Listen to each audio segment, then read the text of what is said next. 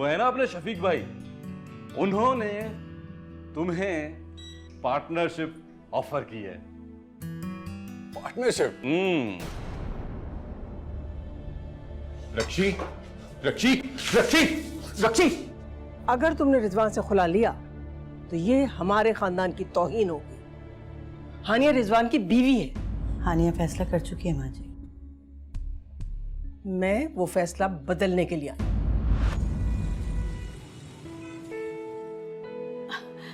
हाँ उजाला, हाँ कमरा दिखाओ।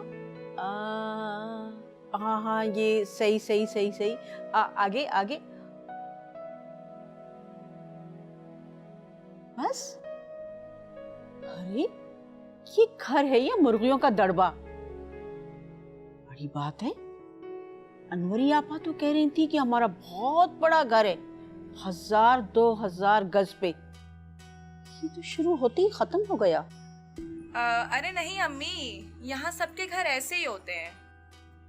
खैर ऐसी भी बात नहीं है, बड़े घर भी होते होंगे।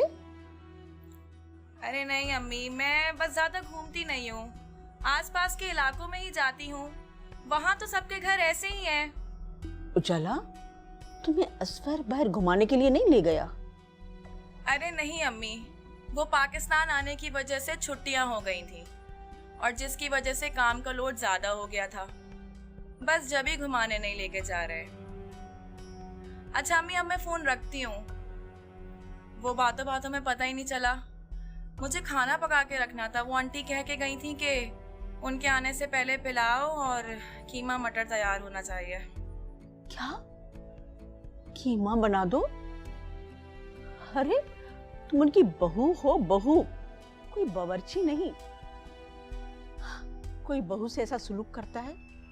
खैर, मैं आपा से जरूर बात करूंगी। नहीं नहीं अम्मी, आप क्या बात करेंगी? आप तो जानती हैं ना इन लोगों को। और वैसे भी आप कहा करती थी ना भाभी के बनाए हुए खाने कि वो मैंने बनाए हैं, तो बस अब मुझे भुगतना पड़ रहा है। कोई बात नहीं, मैं बना लूंगी। वैसे आंटी लगती तो ऐसी नहीं थी, दिखने में तो बहुत शरीफ सी थी, लेकिन अगर उनका मूड ऑफ हो जाए और उनकी मर्जी के खिलाफ कोई काम हो जाए तो बस आप ना पूछें। और अगर उनका मूड ऑफ हो गया तो असफर, वो भी मुझसे बात नहीं करते। असफर भी नाराज होते हैं? अब नहीं, मैं अब तो जरूर उनसे बात करूंगी। ऐसा थोड़ी होता है। अरे नहीं नहीं अम्मी प्लीज, अब बात करने का कोई फायदा नहीं है। कौन सा मैं बैग पैक करके आपके पास आ सकती हूँ? बस अब जो भी है ठीक है। खैर आप मुझे ये तो बताएं कि पुलाव कैसे बनता है, क्योंकि असफर और अम्मी को रिवायती खाने चाहिए, उनको पैकेट के मसालों के खाने पसंद नहीं आते। तो आप मुझे रेसिपी बताएं ताकि मैं उन लोगों के लिए बना के रखूं। मैं बताती हूँ।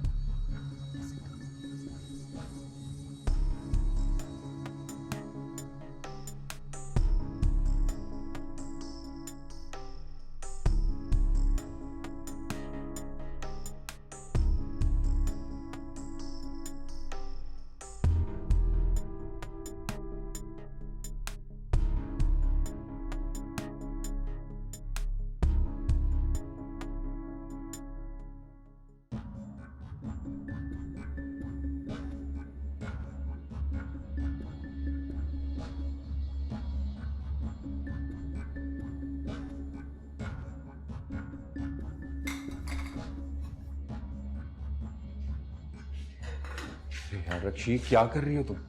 छोड़ो ये सब कुछ। तुम दवा लेने नहीं गए? सफीर गया है लेने के लिए, तुम ये सब रहने दो। चलो किचन से बाहर निकलो। मैं बस सब रहने दो, बाद में हो जाएगा।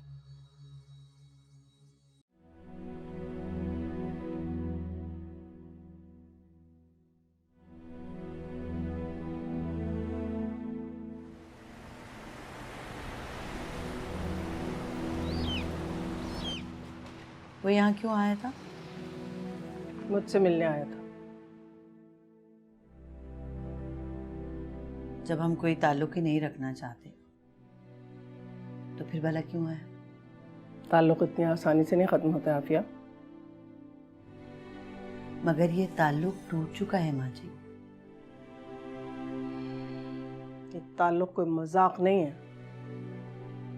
शादी ब्याह जो होते हैं ना, वो दो इंसानों के नहीं, दो खानदानों के मिलाप होते हैं।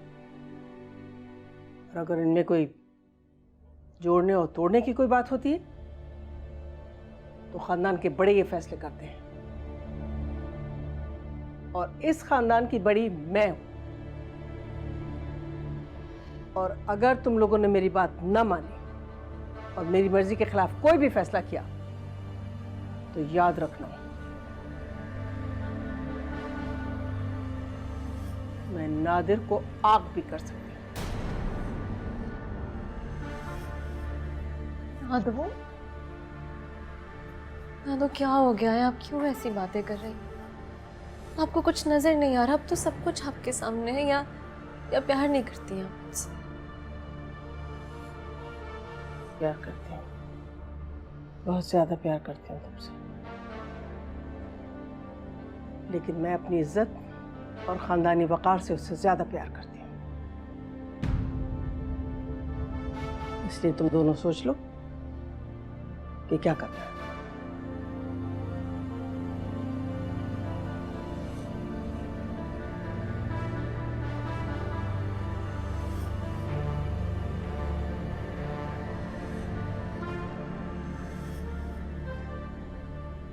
परेशान मत हो, सब ठीक हो जाएगा। हमें अब तो सब कुछ इतना वाज़ेह है। ठीक है।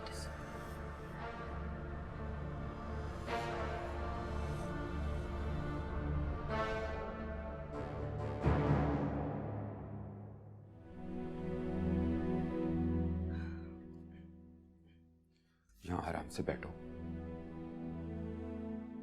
फरीद, अगर डॉक्टर से मेरा ऑपरेशन कहा तो आप ये सब कैसे करेंगे? तुम उसकी फिक्र ना करो, मैं मैनेज कर लूंगा, सब हो जाएगा। तुम क्यों टेंशन ले रही हो? और हो सकता है कि तुम्हें ऐसा कोई प्रॉब्लम ही ना हो। सारी रिपोर्ट्स क्लियर हो? नहीं, मुझे हार्ट का प्रॉब्लम होगा।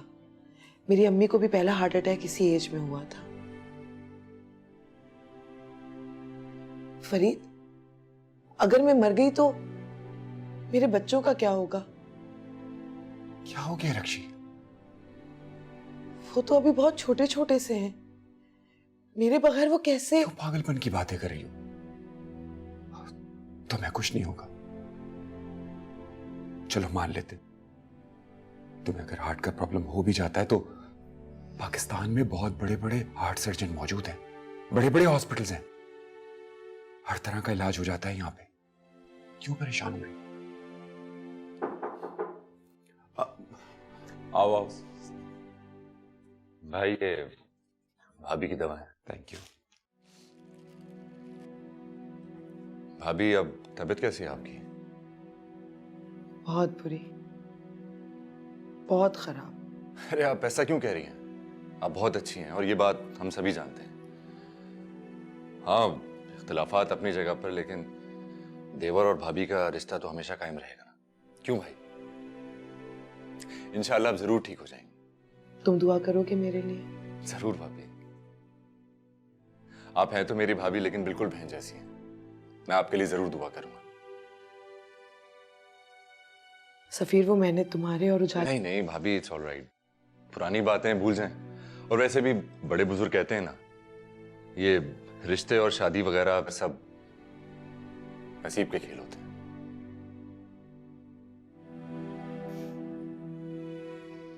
फिर भी आई एम सॉरी। भाभी, आपको कोई जरूरत नहीं है सॉरी करने की। ये सब पुरानी बातें भूल जाएं और बस अपना बहुत ख्याल रखें। और आज खाना मत बनाइएगा। आज मैं अपनी शॉप से पिज्जा लेकर आऊंगा, आपको ट्राई कराऊंगा। ठीक है, चलता हूं।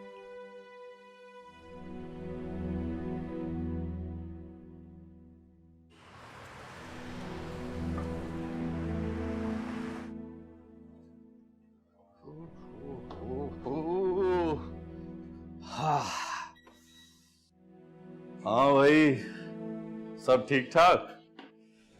जी भाई, वो खान ट्रेडर्स और बिसात वालों के ऑर्डर जा चुके हैं। गुड। और हमारे माशाल्लाह से अब 906 मेंबर्स हो चुके हैं। क्या बात है, ये सब तुम्हारी टीम की वजह से है। बिल्कुल।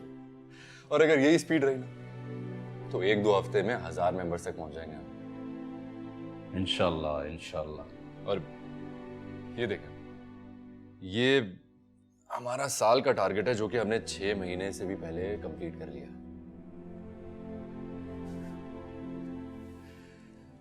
और वैसे मेरी टीम का बोनस तो बनता ही है। बोनस? डबल बोनस बनता है भाई। ये भी कोई कहने की बात है? ये सब तरक्की तुम्हारी टीम की वजह से है। और बोनस मेरी तरफ अमानत है, कहो तो अभी दे दूं। वैसे तुम्हारी बहुत सी रकम मेरे पास अमानत है, क्या इरादा है भाई? हजारों ख्वाहिशें ऐसी आबिद भाई। हाय हाय हाय हाय, कि हर ख्वाहिश पे दम निकले।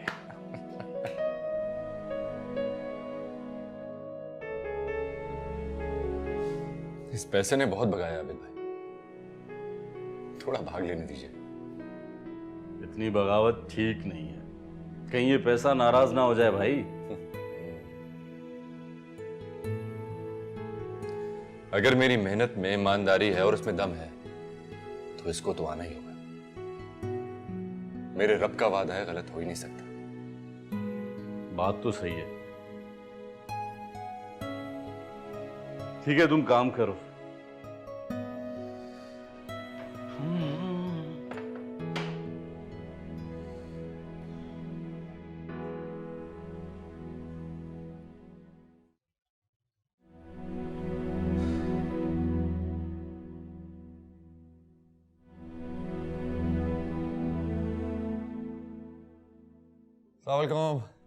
वालेकुम अस्सलाम। वालेकुम। आ गए तुम? कहाँ रह गए थे बेटा? बस अम्मी, वो आबिद भाई को कोई जरूरी काम याद आ गया था तो देर हो गई।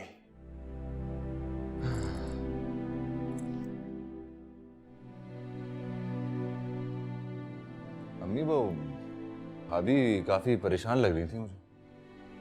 हाँ बेटा, परेशान तो हम भी हैं उसके लिए। छोटे छोटे बच्चे हैं बेचारी के, माँ ही संभाल सकती है अपने बच्चों को। अल्लाह ताला सब खैरियत रखे। इंशाल्लाह सब ठीक ही रहेगा, फिक्र न करो।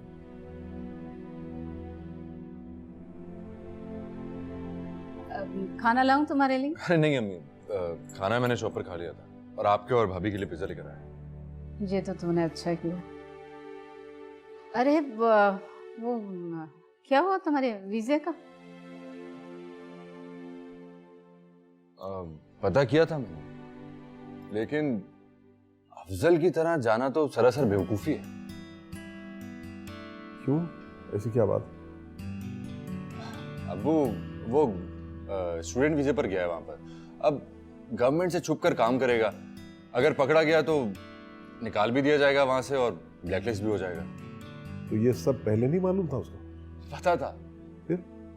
लेकिन बाहर जाने का भूत जो सवार था, जैसे आजकल मेरी अम्मी को है मुझे भेजने का। लेकिन भाई मैं तो कहता हूं कि चोरी छुपे परदेश जाकर रहने का क्या फायदा, अपने ही मुल्क में रहो शान से। और वैसे भी देखे ना आजकल मेरा काम कितना बेहतर चल रहा है। ठीक कह रहा हूं। अरे तो तुम अफजल की तरह मत जाओ ना, बाकी दुनिया भी तो जाती है, कुछ और पता कर लो। जी करता हूँ पता। अम्मी, आप अब भाभी का थोड़ा ख्याल किया कीजिए, काफी परेशान और कमजोर लग रही थी। बल्कि मैं तो कहता हूँ कि पुरानी सारी बातें भूल ही जाएं, नाराजियां खत्म करें। क्या समझते हो अपनी माँ को? इतनी सख्त दिल नहीं हूं मैं। वो तो रक्षी की बातों की वजह से ऐसे करती थी। मुझे तो खुद उस बेचारी की बहुत फिक्र है। चले, अच्छा है, जबरदस्त। चले मैं ये दे आता हूँ।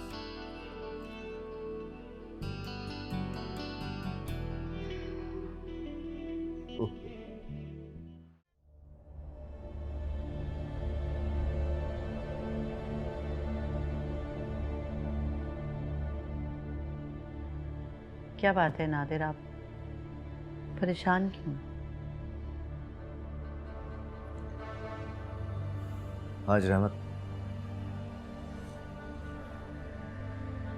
ने पार्टनरशिप तो खैर नहीं तोड़ी, लेकिन दबे अल्फाज में ये कहा गया है कि हम गलत हैं जो सिर्फ रिजवान को कसूरवार समझें, जबकि रिजवान को सिर्फ ये गिला है कि सफ़ीर अभी भी हानिया की ज़िंदगी में मौजूद है। आपको अंदाजा भी है कि आप क्या बात करें, वो भी अपनी बेटी के लिए, और इस बात को कतई नजरअंदाज करें कि वो लोग आपको इस पार्टनरशिप और बिजनेस के नाम पे ब्लैकमेल करें, इमोशनली ब्लैकमेल। अरे नहीं भाई आफिया, तुम अच्छी तरह से जानती हो कि ये पार्टनरशिप या प्रोजेक्ट मुझे किसी भी तरह अपनी हानिया से ज्यादा अजीज नहीं है, लेकिन वो प्लीज ये लेकिन वेकिन जो है ना, ये छोड़। आपको पता है आज रिजवान आया था माजी से मिलने के लिए। उसके जाने के बाद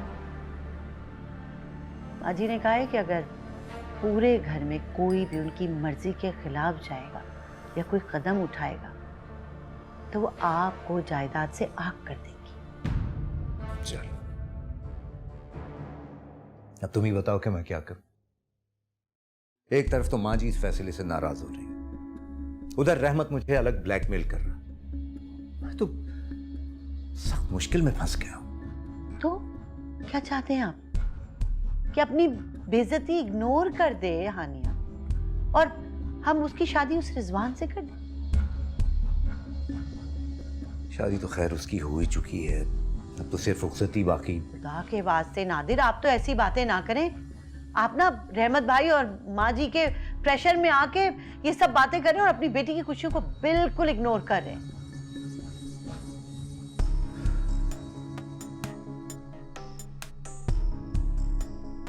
छाफिया तुम एक बार फिर से हानिया से बात तो करो, शायद वो मान जाए। वो नहीं मानेंगे और मैं भी नहीं मानूंगी। ये कम से कम मेरी पोजीशन समझने की कोशिश तो करो। सिर्फ हानिया की मां बनकर नहीं बल्कि मेरी बीवी बनकर भी सोचो। ये रिश्ता खत्म करने से सरासर नुकसान मेरा होगा, सिर्फ मेरा।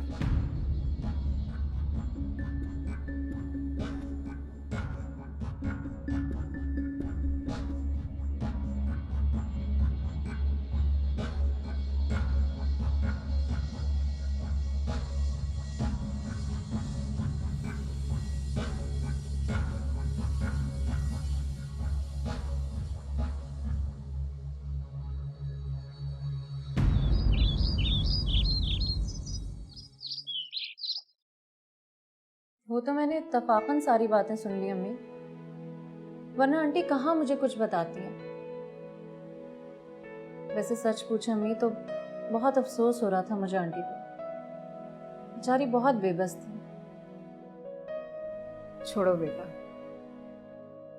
वैसे भी उनके घर का मामला है, हम कर भी क्या सकते हैं। बेचारी उजाला पूरी तरह फंस गई। अच्छा ना, ऐसे नहीं कहते। दुआ करो कि अल्लाह ताला उनके और हमारे हाल पे रहम करे। क्या बात है अम्मी, आप कुछ परेशान लग रही हैं मुझे। हाँ, रुक्शी की तरफ से परेशान। रुक्शी भाभी की? क्यों, क्या हुआ उन्हें? बीमार है, डॉक्टर ने दिल का मर्ज बताया। दिल का मर्ज? ये तो बहुत फिक्र की बात है अम्मी, अभी रुक्शी भाभी की उम्र ही क्या है। वैसे अम्मी उन्होंने कोई कसर नहीं छोड़ी थी हमें तंग करने में, किस तरह जबान चलाती थी। फिर वही बात हो मेरा, ऐसे नहीं कहते। सच कहूं तो ज्यादा कसूर ही मेरा है। मैंने उस बेचारी को कभी दिल से कबूल ही नहीं किया। अगर वो ज़बान दराज थी तो लिहाज मैं भी नहीं करती थी। तब तुम जाना ऊपर, उसे जाकर मिलना। बीमार बंदे से कैसी नाराजगी। जी अम्मी चली जाऊंगी। ये सफीर कहाँ है? अपने काम में लगा रहता है, और किसी की खबर ही नहीं उसे। जब देखो सुबह शाम काम काम। लेकिन है कहाँ? अभी थोड़ी देर पहले आया है, अपने कमरे में होगा। शाम, मैं पहले सफ़ीर से मिल लूँ, फिर रुक्शी भाभी से भी मिल लूँगी। हाँ, जाना जरूर।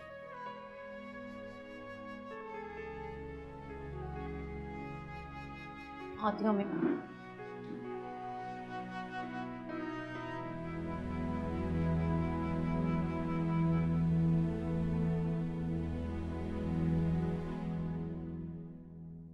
बस बेटा। क्या बात है बेटा, नाश्ते पे नहीं आए? खैरियत तो है ना? वो रात से इनकी तबीयत खराब है, ब्लड प्रेशर हाई है। मेडिसिन दी है लेकिन कंट्रोल ही नहीं हो रहा। तुम दोनों माँ बेटी हर वक्त उसे परेशान करोगे तो जाहिर है स्ट्रेस में आके वो बीमार तो पड़ेगा ना। माँ जी, क्या मतलब है? यानी हमने नादिर को बीमार कर दिया? और क्या, आफिया प्लीज। तुम दोनों को सिर्फ अपनी खुशी अजीज है, ना नादिर का ख्याल है ना खानदान की इज्जत का। इसने खुला खुला की रट लगा रखी है और तुम उसे खामखा सपोर्ट करती हो। जाहिर है मेरा बच्चा स्ट्रेस लेगा और बीमार पड़ेगा। अब्बा, मैं अपनी वजह से आपको परेशान नहीं देख सकती। मेरी वजह से ये सब हो रहा है, मैं ये बर्दाश्त नहीं कर सकती।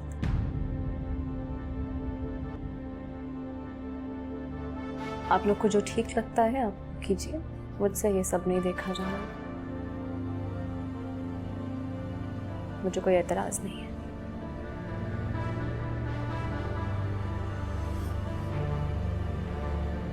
लेकिन मुझे एतराज है।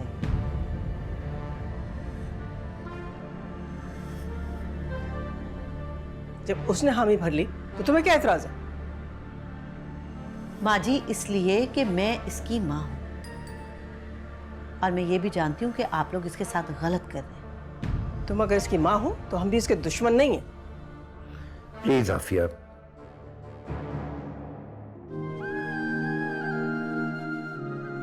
माँ जी, मुंशी जी आपको बुला रहे हैं। अच्छा ठीक है, उनको को मैं आती हूँ। अब बात खत्म। मैं रिजवान और रहमत को फोन करके डिनर पर बुला रही हूँ। हम लोग साथ बैठेंगे और इस मसले को हल करेंगे। ठीक है माँ जी, जो आपको मुनासिब लगे आप करें।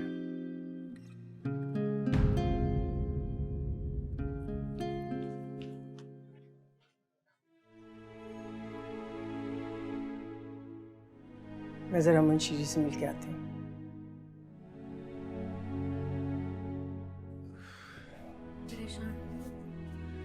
सर दबा दूँ आपका? नहीं बेटा।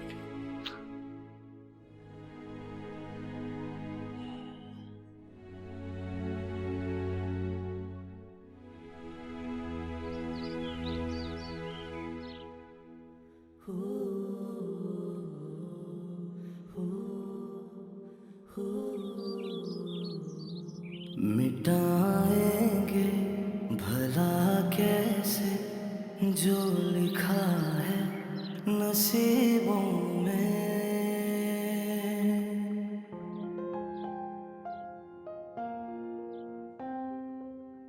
हानिया,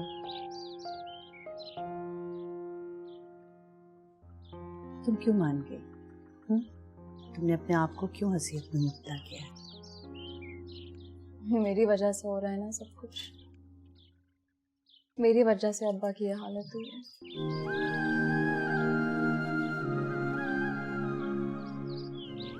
मैं नहीं चाहती कि मेरी वजह से वो मजीद सफर करें। Sorry.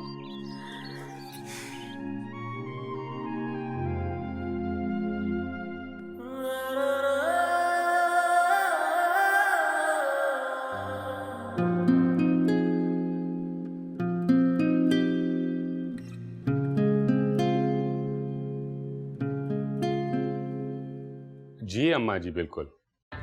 जी जी, बहुत मेहरबानी जी। मैं और रिजवान वक्त पे पहुंच जाएंगे। जी आप अपना ख्याल रखिएगा। जी अल्लाह हाफिज।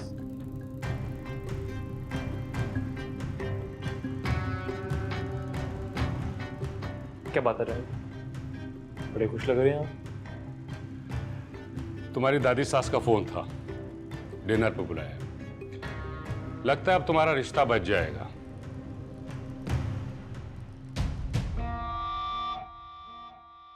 बड़ा रोब है उस दादी का। ना सिर्फ अपने बेटे पे बल्कि पूरे गांव पे उनका बड़ा रोब है। ऐसे तो नहीं मैंने तुम्हारा रिश्ता इस खानदान में करवाया है और इसको बचाने की हर मुमकिन कोशिश कर रहा हूं। अब तुम जरा अक्ल से काम लेना कि ये तुम्हारा आखिरी चांस है।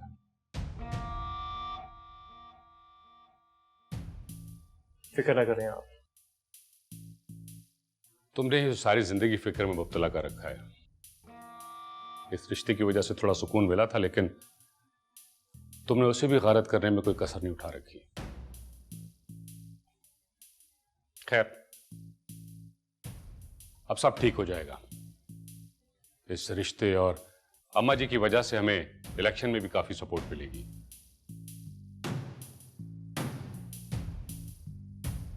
कहां जा रहे हो? शाम को वक्त पे तैयार रहना।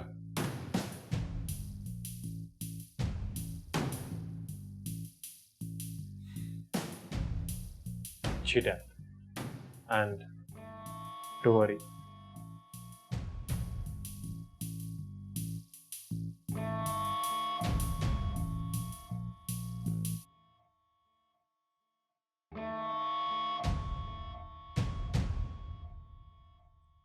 बैठो रबनवाज।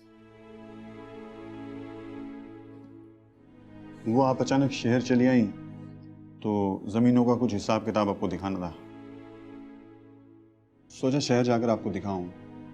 ठीक है, रख दो, मैं बाद में देख लूंगी। और परसों आके ले जाना।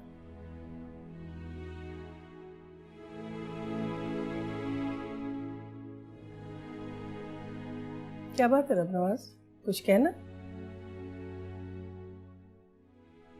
जी बेगम साहब, एक बात करनी थी आपसे। हाँ कहो, पैसे चाहिए? नहीं, पैसे वैसे नहीं चाहिए। मुझे उस लड़के के बारे में आपसे बात करनी थी। किस लड़के के बारे में? कल जब मैं यहाँ आया तो आपसे मिलने एक लड़का आया था, चौधरी रहमत साहब का लड़का। हाँ।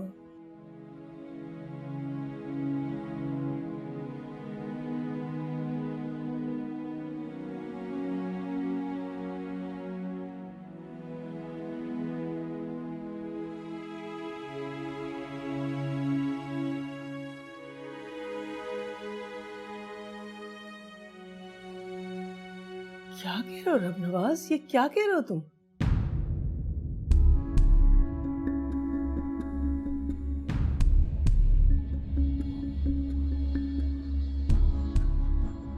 जब मैंने चौधरी रिजवान को आपके घर में देखा तो मुझे लगा वो यूं ही आपसे मिलने के लिए आया है, लेकिन जब घर के मुलाजिम से पता चला कि छोटी बीबी का उनसे निकाह हुआ है तो मैं हैरान रह गया और मुझे लगा कि मुझे आप लोगों से बात करनी चाहिए। क्या बात है, क्या जानते हो रबनवाज, बताओ। मैं चौधरी अहमद के यहाँ मुलाजिम था, 6 साल रहा वहाँ पर। अच्छे तरीके से जानता हूँ उनको। एक नंबर का अय्याश और बिगड़ा हुआ इंसान है वो। अब क्या बताऊं जी आपको।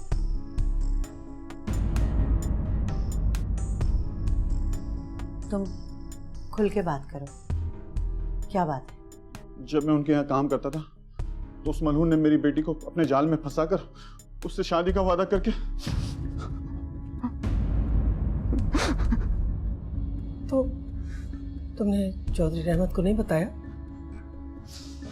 मैंने चौधरी रहमत से रहम की भीख मांगी, मगर उन्होंने मुझे और मेरी बेटी को घर से धक्के देके निकाल दिया और मुझ पर चोरी का इल्जाम भी लगा दिया।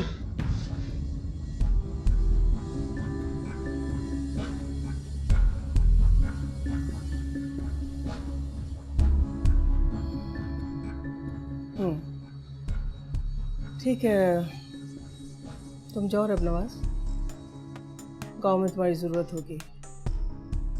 जी बेगम साहब। नहीं, ठहरो, रुको ज़रा।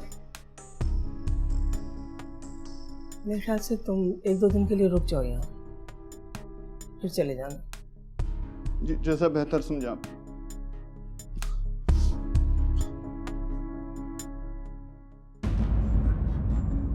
अब आप क्या कहेंगी माँ जी? मैंने चौधरी रहमत और रिजवान को बुलाया है यहाँ डिनर पर, एहतमाम कर लेना। माँ जी आप जो कहा है वो करो।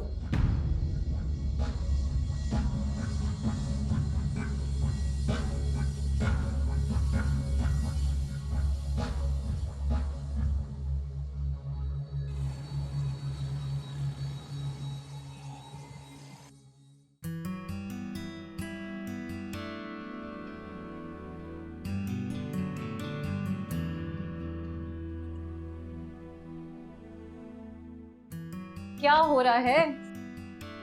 अरे आप ही, आप कब आई? 1 घंटा हो गया मुझे आए हुए, और मेरे भाई ने मुझे पूछा तक नहीं। हाय रे मेरी किस्मत। हाय रे ये नौटंकी। अच्छा ये बताओ तुम्हारा काम कैसा चल रहा है? काम बहुत अच्छा चल रहा है। अच्छा, और आपको पता है अभी हम दूसरी ब्रांच खोलने वाले हैं बहुत जल्द। जबरदस्त। मेरा अपना ऑफिस भी होगा। आपको पता है मैंने बहुत सारे पैसे भी इकट्ठे कर लिए हैं। ओह। लेकिन क्या? लेकिन अम्मी है ना, बाहर भेजना चाह रही हैं। तुम्हारी भलाई चाहती है ना? हाँ भलाई तो चाहती ही हैं, लेकिन आप ही मैं उन्हें बता ही नहीं पा रहा हूँ कि मेरा काम कितना अच्छा चल रहा है और मैं दिन ब दिन मजबूत होता जा रहा हूँ। अब ऐसे में ये सब कुछ छोड़कर बाहर चले जाना कहाँ की अक्लमंदी है। तुम अपने काम पे ध्यान दो, अम्मी खुद ब खुद मान जाएंगी। अब याद आया, वो तुम्हारी दोस्त हानिया थी ना, वो कैसी है, कहाँ है? हानिया यही है, ठीक है, मास्टर्स कर रही है। उसका निकाह भी टूट गया। तुमने बात की उससे? किस बारे में? अरे उसका रिश्ता खत्म हुआ है, हो सकता है ये किस्मत की तरफ से इशारा हो। नहीं अभी मैं उससे कोई बातचीत नहीं करना चाह रहा। मैं नहीं चाहता कि हमारे बीच में फिर से कोई बेचैनी पैदा हो। बात तो होती है ना तुम्हारी उससे? हाँ कभी कभार। तुमने बताया उसे? क्या? अरे कि तुम्हारी मंगनी खत्म हो गई है। ओहो आप ही बेवकूफ, क्या पता जो बात 2 साल पहले ना बन सकी वो अब बन जाए। अभी भी ये मुमकिन नहीं। लेकिन क्यों नामुमकिन है? क्योंकि मैं अब भी खुद को उसके लायक नहीं समझता और मैं नहीं चाहता हूं कि मेरी वजह से उसको कोई मुश्किल या परेशानी का सामना हो। मैं तुम्हारे जज्बे की कदर करती हूँ और समझती हूँ उसे, लेकिन तुम खुद ही सोचो, निकाह के बाद हानिया ने तलाक ले ली और तलाक के बाद उसके लिए रिश्ता मिलना मुश्किल ही नहीं नामुमकिन भी है। नहीं आप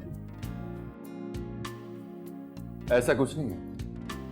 हानिया को कभी किसी रिश्ते या चीज की कमी नहीं रही और ना ही होगी। आपको पता है मुझे खुद नहीं पता था कि मैं हानिया को दिल से कितना पसंद करता, कि मैं उसकी खुशी के लिए अपनी मोहब्बत तो क्या कुछ भी कुर्बान कर सकता हूं। मैं उसकी इतनी इज्जत करता हूं कि अगर मैं उसे अपनाऊंगा ना तो उसके माँ बाप की रजामंदी से, वरना नहीं। और भाभी हानिया जिस क्लास से बिलोंग करती है ना, उधर ये तलाक कोई मायने नहीं रखती है। दौलत से सब हो जाता है।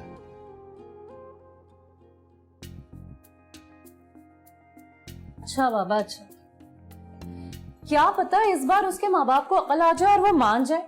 तुम एक दफा हानिया से बात करके तो देखो, उसे बताओ तो कि तुम्हारी मंगनी टूट गई है। क्या मुझे नंबर दो, मैं बात करती हूँ, मैं उसे कॉल करती हूँ। अभी इसकी जरूरत नहीं है। वो जानती है कि मेरी मंगनी खत्म हो चुकी है। वैसे आप क्यों इतना सोच रही हैं? सफीर, मैं तुम्हें खुश देखना चाहती हूँ मेरे भाई। मैं चाहती हूँ कि उजाला ने जो तुम्हें जख्म दिए हैं वो भर जाए, और मैं जानती हूँ ये जख्म सिर्फ हानिया ही भर सकती है। नहीं आप ही, मेरे दिल पर कोई जख्म नहीं है। और आपको पता है आपकी सबसे ज्यादा जरूरत किसको है इस वक्त? अच्छी भाभी को। आप उनसे मिले जाकर। अच्छा, जाती हूँ। सफीर, लिखा क्या है मगर एक आस रहती है जो दिल पे हाथ रखती है, मगर एक आस रहती है जो दिल पे हाथ रखती है।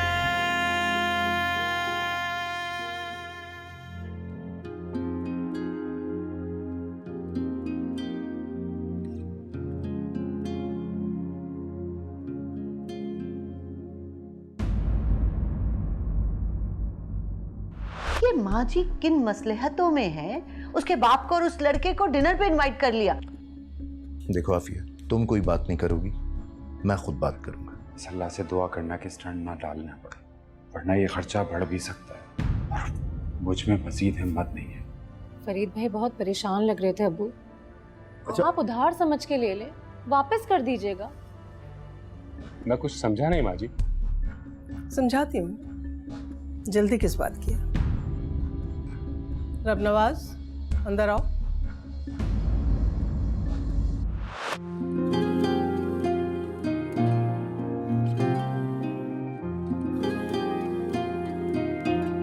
मिटाएंगे भला कैसे जो लिखा है नसीबों में,